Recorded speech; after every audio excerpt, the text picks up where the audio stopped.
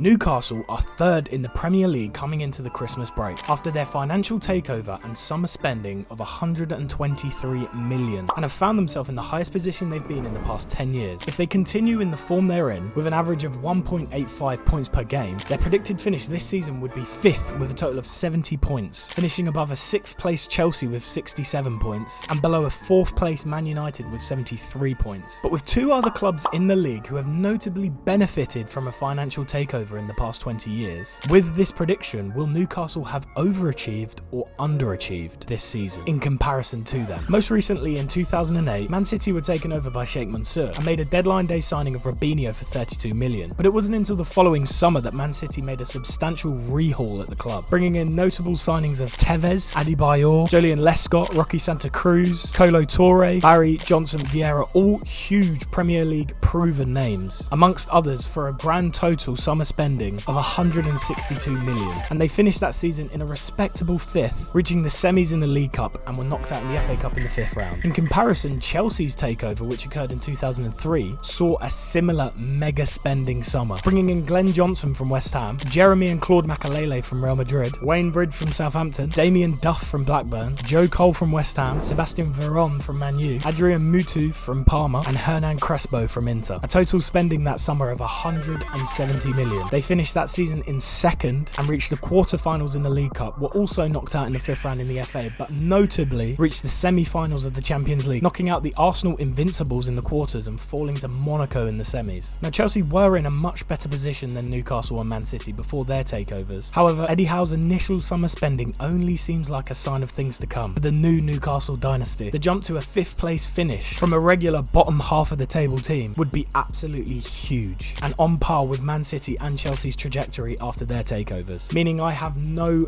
doubt in my mind that Newcastle will be the new top 4 challenger in town, and that is quite clear when.